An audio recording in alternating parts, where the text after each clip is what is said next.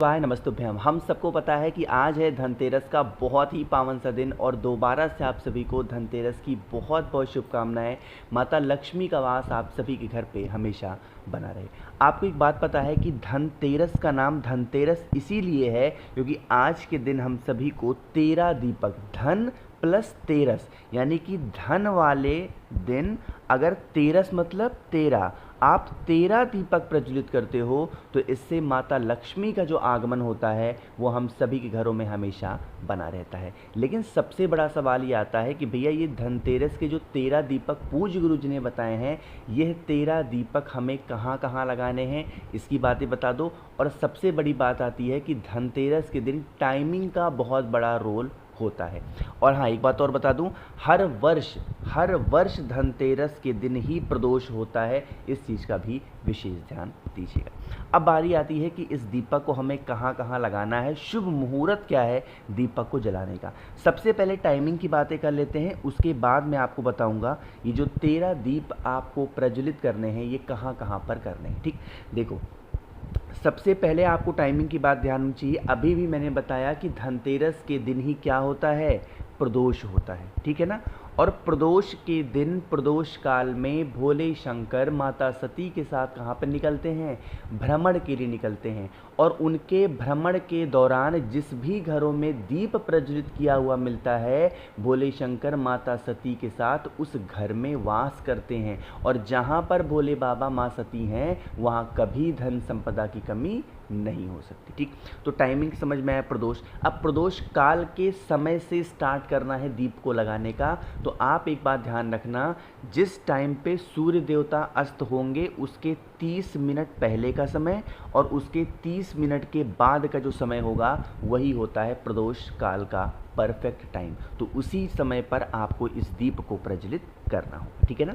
चलो, टाइमिंग की बातें आपको बिल्कुल क्लियर हो गई होंगी। अब हम लोग बात कर लेते हैं कि एक्चुअली में जो 13 दीप हमें जलाने हैं वो दीपक कहाँ कहाँ पर जलाने हैं। ठीक, सबसे पहले आपको समझाना चाहता हूँ कि हर दिया अलग अलग प्रकार का लगेगा, ठीक है ना। जैसे कुछ दीपक आप लोगों को लंबी बत्ती के लगाने हैं और कुछ दीपक आप लोगों को गोल बत्ती के लगाने हैं, ठीक है ना। चलो, और सारे के सारे दीपक मिट्टी के ही लगेंगे। देखो धनतेरस के दिन जो 7 दिया आटे का बताया था गुरुजी ने ना, वो चीज़ें अलग हैं। उसके अलावा ये 13 दीप हमें प्रज्वलित करने हैं। ठीक, सारे दीपक कौन से होंगे, मिट्टी के होंगे और नए दिए होंगे। ठीक, सबसे बड़ा आता है सवाल कि भैया दीपक के अंदर हम डालेंगे क्या। धनतेरस के दिन सरसों के तेल का महत्व बहुत ज़्यादा होता है, तो जितने भी दीप प्रज्वलित करोगे उन सभी दीपक में सरसों का तेल डालेंगे, ठीक है ना। एक एक स्टार्ट करते हैं दीपक को लगाना। सबसे पहला दीपक, हर इंसान के लिए जो सबसे बड़ी प्रायोरिटी होती है, सबसे पहली प्रायोरिटी होती है, वो होता है पानी। तो आप अपने घर में जहाँ पर भी पानी रखते हो पीने वाला या फिर जहाँ से पानी का स्रोत है, जैसे नल की टोटी हो गई, कुआं हो गया, बावड़ी हो गई ना, इस स्थान पर क्या करना है, पहला दीपक रखना है। यहाँ पर जो पहला दीप रखोगे वो कौन सा होगा, लंबी बत्ती का। चीज़ें क्लियर हैं, आगे बढ़ते हैं। आगे पानी तो आप लोगों की सबसे पहली प्रायोरिटी होगी, तो खाली पानी पी के ही थोड़ी रहोगे, क्या है कुछ खाओगे भी तो आपको दूसरा दीप जलाना है। जिस स्थान पर आप अपने घर में अनाज रखते हो, गेहूं हो गया, चावल हो गया, है ना, मसाले हो गए ना, इन सब जगहों पर दूसरा दिया, ठीक है ना।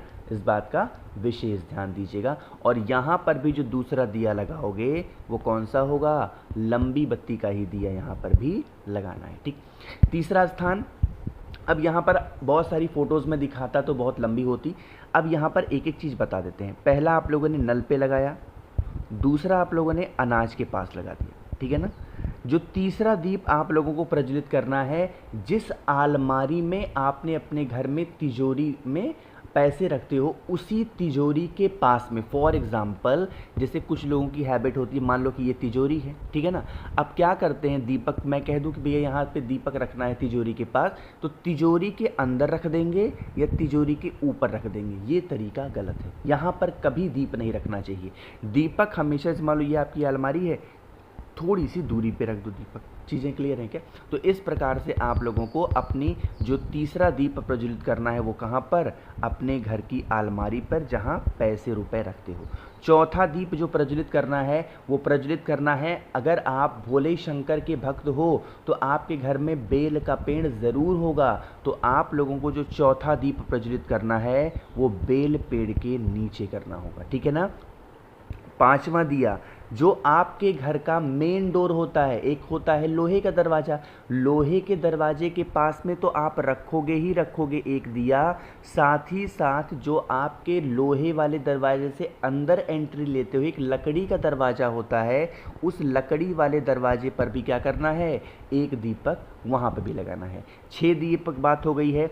जो 7वां दीपक आपको प्रज्वलित करना है, आपको अपने घर की सीढ़ी पर जहाँ से चढ़ करके आप छत पे पहुँच जाते हो वहाँ पर भी क्या करना है, आपको 7वां दीप जलाना है। अब यहाँ पर एक चीज़ का ध्यान रखिएगा, जो 7वां दीपक सीढ़ी पर लगा रहे हो वो भी लंबी बत्ती का होगा, जहाँ जहाँ अभी मैं बता रहा हूँ हर जगह दीपक लंबी बत्ती का ही होगा, ठीक है ना, इस बात का विशेष ध्यान दीजिएगा।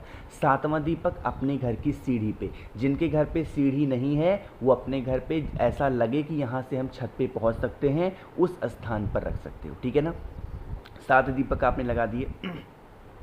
सॉरी, 8वां दीपक, जैसे मान लो कि जो आपके घर का मेन गेट होता है उससे जैसे ही बाहर निकलते हो, बाहर निकलने के थोड़ी दूर के बाद में क्या करना है, एक दीपक आपको रखना है, जिससे क्या होती है, दरिद्रता आपके घर से बाहर जाती है। अब यहाँ पर जो 8वां दीपक घर से जैसे थोड़ी दूरी पे गए, राइट साइड लेफ्ट साइड कहीं पे भी रखा, तो वहाँ पर क्या करना है, गोल बत्ती का दिया लगाना है। सारे दीपक सरसों के तेल के होंगे, लेकिन जो 8वां दीपक घर से थोड़ी सी दूरी पे लगाना है वो कौन सा होगा बताओ, वो लगाना होगा आपको गोल बत्ती का, ठीक। 8 दीपक यहाँ पर आप लोगों ने प्रज्वलित कर दिए हैं।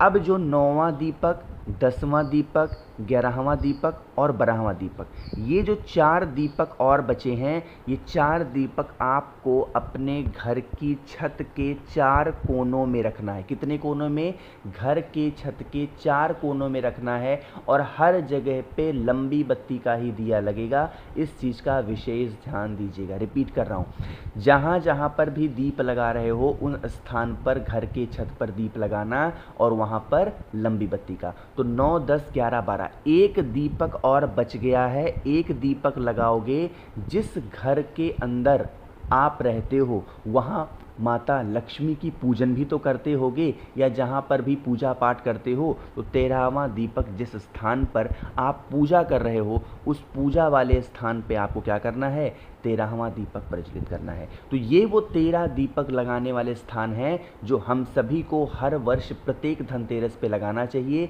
जिससे माता लक्ष्मी का जो आगमन होता है वो हमारे घर पे सदैव बना रहे, ठीक है ना। चलिए आगे बढ़ते हैं। अब एक छोटे से और उपाय की तरफ आगे बढ़ लेते हैं कि धनतेरस के दिन अगर आप इस उपाय को करते हो तो आपके घर में भर भर के धन संपदा आती है।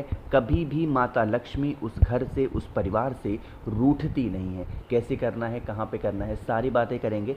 सबसे पहले वीडियो को कर दीजिए लाइक। जिसने अभी तक चैनल को सब्सक्राइब नहीं किया, मेरी आवाज़ आप पहली बार सुन रहे हो, चैनल को ज़रूर सब्सक्राइब करेंगे, ठीक है ना।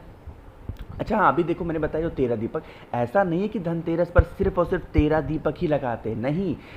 13 दीपक जो जो स्थान मैंने बताए ना वहाँ पर तो लगाने हैं, वो 13 दीपक हो गए। इसके अलावा आपको जितने दीपक जहाँ जहाँ रखने हैं उन स्थान पर आप रख सकते हो, ठीक है ना।